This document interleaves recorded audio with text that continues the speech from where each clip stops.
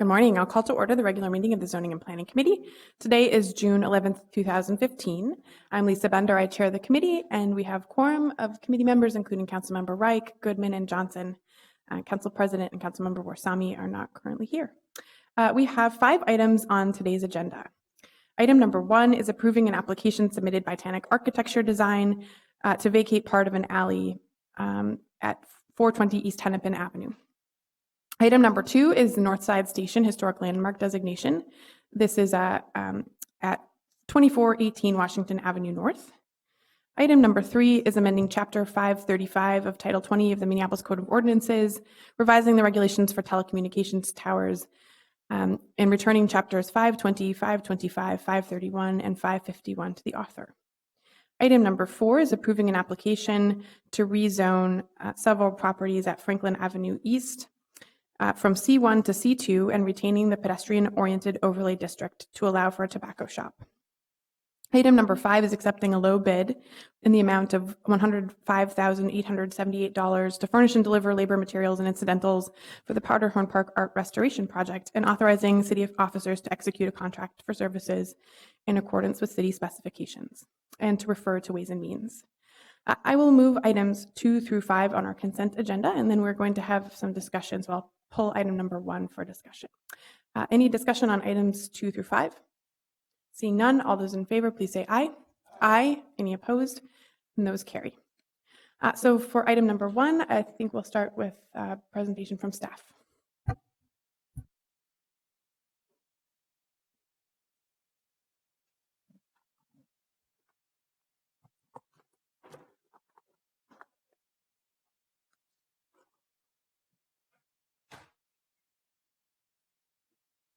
Chair Bender and committee members, for the project at 420 East Hennepin, there were 2 applications required for the overall project, that being a site plan review and the alley vacation that Councilmember Bender mentioned.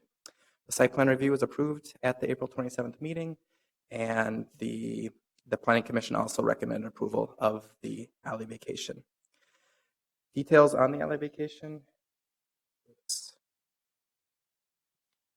This approximately 800 square foot portion that has frontage on Central Avenue, but it is a dead end alley.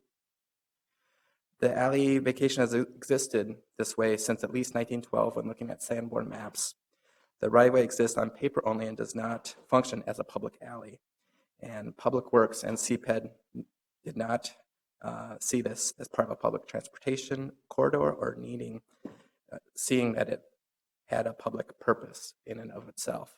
So CPED did recommend approval of the alley vacation, and the Planning Commission, as I mentioned, did support that recommendation. Just a few other details. Here's I can show you the layout of the site with the building being 8 feet from 5th Street and then being at the property lines along Central and Hennepin Avenue. That was encouraged by staff, and they're parking at the back of the site. And it is a 1-story brick building that would have 3 tenants. Mentioned in the staff report, CPED did encourage them to go higher. We're in an activity center, but this was the applicant's proposal, and it didn't. They decided to go this route instead of having a building that was greater than 1 story in height. So with that, I'll be happy to answer questions you may have. And I know that my colleague, Hyla Mays, is here to answer long-range questions that I would not be able to, that she could help answer better. Okay. Councilmember Goodman? Thank you, Madam Chair. Can you just give me a brief rundown of what are the future plans for this area? What would the small area plan call for in terms of ideal development? I mean, 1-story building here sounds like a terrible idea, but I'm just interested in kind of what the ruling planning calls for here. Sure. And I'll turn it over to Hyla here in a minute, but definitely having a building that activates the street corners, it's pedestrian, improves the pedestrian realm and improves the pedestrian experience by having entrances, storefronts on each elevation. And in terms of just enhancing the activity center that we're in. So That's what I would say in terms of, is there more specifics that I could try to answer or turn it over to? Is this an activity center, did you say? So It is. as a result, what, if And that along- sounds to me like it should be something very high density. That was something that we did encourage, and we do not have a minimum floor area ratio where we could have had seen them needing a variance for having a minimum floor area. They proposed this without having a minimum floor area ratio in place. We did not see a way to not support the project when meeting all other requirements. Can you remind me of the zoning on this site? Thank you, Madam Chair. I believe it's C3, C2. So it's high zoning, the plan calls for high density, and this is like a small suburban scale type thing. Got it, thanks. Ms. Mays, was there anything to add about the public realm side of the discussion? Thanks. I can talk a little, sort of add on to what Aaron was saying about sort of the planning guidance for this area and sort of the context for what we're talking about. The Nicollet Island East Bank Plan, which this body approved a few months ago, is I'd say one of the most ambitious plans we have in terms of density and growth in activity centers in the city. There was a lot of discussion in the plan actually of saying, is there ways to establish minimum densities and to look at zoning tools to sort of push the envelope. At present, those things, of course, aren't in place. We don't have things that compel people to build a bigger scale. It's just strongly encouraged in these areas and certainly guided by policy to be done. So, in fact, the one thing they have already in progress, the neighborhood is sort of starting to initiate a rezoning study to get it at least to see this area at least to C3A, not particularly this parcel, but this area, including this parcel. That being the highest density category that's available right now, I think that there would certainly be room to discuss others in the future. That's a context for sort of the land use and the density for this area. There also are some public realm aspects which are in play. I think it's, as Aaron said, that there's no specific plan that says the right of way to be vacated. This specific thing is for a specific use, but there's a lot of plans and strategies for this general area which may or may not need additional public right of way. The small area plan calls this out as a place for a pocket park or some green space. As anyone who knows this intersection, it's a lot of pavement right now. It's not particularly pedestrian friendly. They encourage the city to work with private property owners and with others to improve the makeup of this area. The intersection itself has been identified as a pedestrian challenge by our public works folks, not officially as a project, but flagging as a place that needs to be addressed through further upgrades. It is currently on the list in the next couple of years to be upgraded for signals at very least, to improve the signalization and the flow through this intersection. It could be more ambitious. There isn't budget right now for something more ambitious, but there's certainly grounds to explore more options for this area. Of course, this is along the streetcar corridor for the Nicollet Central. That is, of course, in very preliminary planning stages, not funded, but this would pass right by this and be another thing that's under study right now. And finally, sort of in that category of things that are ongoing, there's going to be a traffic study led by Public Works. And again, I can't speak to the leadership because it's their study, but they're looking at both Hennepin and First along this corridor for pedestrian improvements, the lane configuration, and other things. And again, none of those specifically at this point call out this particular location, but they do say, we need to look at this area in more depth. We need some better solutions to make this intersection function better, actually, frankly, for all modes. Pedestrians a focus, but also for traffic as well. So that's a bit more context for what the planning framework and some other moving pieces in this area. So, what's the timeline for the rezoning study? We're getting a little off the specific project here, but they would like to get it started very soon. There's already been some preliminary discussion about it for the next few months. 6 months from adoption minimum, I would think then. You mean starting or done? Done. 6 months to a year? Hopefully, like yes. Maybe this isn't a good time to mention that CPED is a bit under-resourced in this area, I would say. Yes, more I think Isla's doing 3 people's jobs.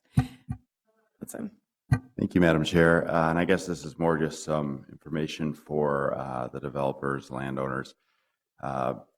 Later today, I'm meeting to get an analysis back on land value tax districts. I know that's something that was presented before Ways and Means and is something that a number of council members are interested in, and it really looks to maximize the use of an area based off of density and that sort of thing. So I think that it's important for the owners to know there potentially would be some tax implications if something like that was implemented in this area, yet the actual property was underutilized for the density called for. Thank you. Okay. Are there any other questions for staff or comments? Councilmember Fry and then Mr. Nielsen. Or vice versa. Thank you, Madam Chair. And I actually have a question as well for Mr. Nielsen, and then I see you have something to say as well, so you can sort of chime in. So my understanding of the standard that we are looking at in determining whether to grant and or deny an alley vacation is public interest. And public interest is not necessarily synonymous with public use. So obviously, presently, that property is not used for some sort of public realm improvement on that alley vacation, but the long-term interest could be specifically for that. So I guess first that's my question, then I have a few other comments as well. Madam Chair, Councilmember Fry, you're correct. Just to reiterate our legal standards that are involved here, the charter authorizes the city to vacate in a right-of-way by 2/3 vote. The Code of Ordinances in the Public Works codes is somewhat vague on vacations. It's not as detailed as maybe we would like. It notes that the city engineer will report on the changes that would result from the proposed vacation, and that the CPED's report or the Planning Commission's report would also investigate the access by adjacent and abutting property owners to the right-of-way. The legal standard, though, has been drawn out by the courts, and Councilmember Fry is correct. It's whether the vacation is in the public interest. And just through some of the subsequent cases, public use isn't always synonymous with public interest, although it's a big factor in weighing whether the city has an interest, a public interest in retaining a right-of-way or relinquishing a right-of-way. I also just wanted to correct that a lot of the testimony that we heard about the development is not relevant to this decision. The only application that was required was a site plan. It was approved. It was not appealed. That's a final decision. And so I would urge the committee to focus on the right-of-way, the public interest in the right-of-way or the lack of interest thereof. Again, noting that it's a dead-end paper alley that hasn't functioned as an alley. And focus on that rather than the development, because that ship has sailed. It was not appealed. And there were no variances, no conditional use permits, no alternative compliance in the site plan either. So I have a few additional comments, Madam Chair, if that's all right. Sure, Councilmember Fry. So in talking about the overarching public interest, and I may also have a few questions for Hyla as well, the CPED, as well as Public Works, has undergone this massive study of the entire city and intersections that are in serious need of improvements and change. And out of the thousands and thousands and thousands of intersections in the entire city, there were only 7 identified as having a high need for change, and one of them was the intersection of Central, Hennepin, and 5th Street. This is the confluence of at least 3, and then if you go down another like half of a block, like 6 different roads. It's one of the most confusing places in the entire city. We have, in conjunction with Public Works and CPED, looked at several alternatives as to how to improve that intersection for the public realm. One of the thoughts has been to close that intersection for 5th Street, including a pocket park, for instance, in the middle, and there's like an island in the center. There's been talk about creating some sort of green ring where the pedestrian framework would be dramatically improved. And my thought is at this point, I'm not sure down the road how we'll feel about it, but at this point, when you have all of these different plans that are moving forward, and you have an intersection that is in the highest need in the entire city of change and improvement, and as well as this parcel that literally sits right on the corner and in the center of it all, I just think it's premature, and I think it is in the public interest to deny at this point.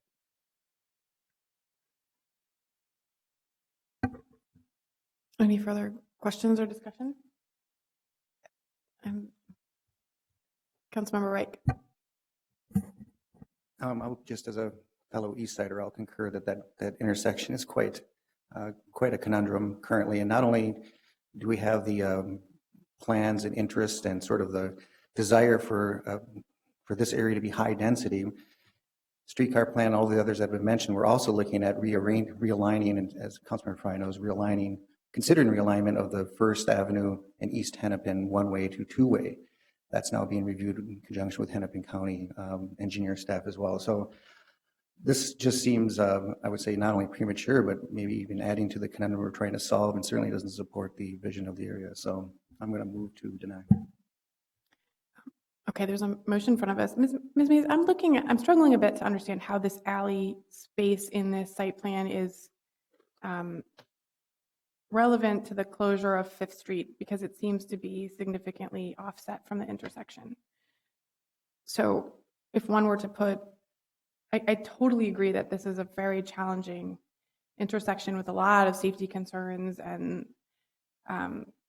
really needs some significant investment in traffic engineering, which I strongly support. But if you were to close down, for example, this what used to be sort of a triangular portion here of this little, I'm looking at the sort of the page 20 of the original staff report, which has the parcel map with the area shaded, and then you can see the little island that's in the middle there of this big, huge intersection. And so can you just explain how this alley is relevant to the idea of closing down some of those intersections? I am not an engineer, and I will not attempt to be one. This piece, at this point, we do not have, as I said, there's no specific plan that says we need this piece for the right-of-way for these improvements. That said, it's very close by, and I know when we do talk about alley vacations or right-of-way vacations in general, there's sort of the thought is there any potential public interest?